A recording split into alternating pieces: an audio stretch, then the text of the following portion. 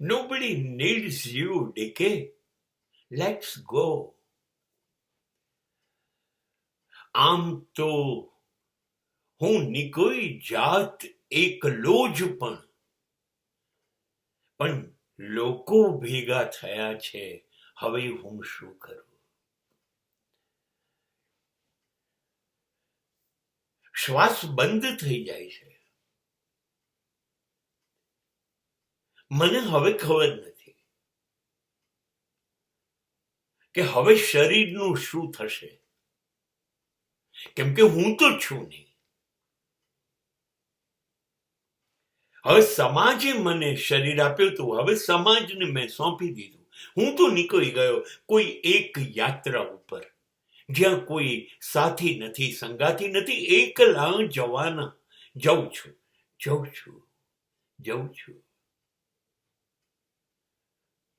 પણ મને ઘરેથી તમે લઈ તો જશો ને? અગ્નિદાહ આપવા કે દફનાવવા માટે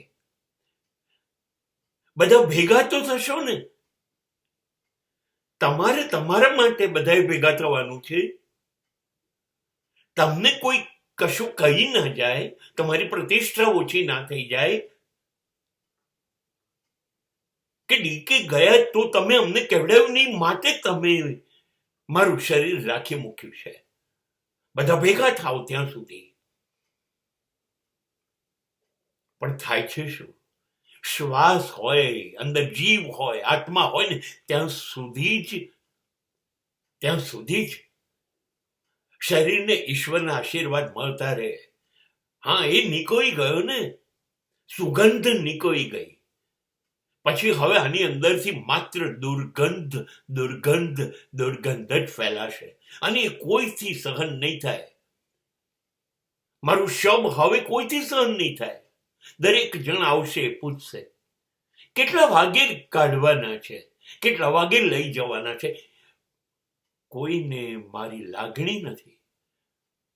એમને એ છે, એક તો આ ગંધ સહન નથી થતી, અને બીજું ઝડપથી જઈને આગને આમનું શરીર સોંપી દઈએ અને બળીને ભસ્મ થઈ જશે. એ ભલે થઈ જાય, પણ આપણે માંડ સમય કાઢીને આવ્યા છે. હજી ઓફિસ જવાનું છે, ધંધે જવાનું છે, કામે જવાનું છે, સમય બગડે છે. ચલો, કેટલી વાર છે? હું તો હતો નહીં, પણ આ સમાજનો રિવાજ છે. હવે તમે કામમાં નથી આવવાના તો તમારું શરીર શું કામમાં આવવાનું છે? ચલો, માટીને માટી ભેગી કરી દઈએ.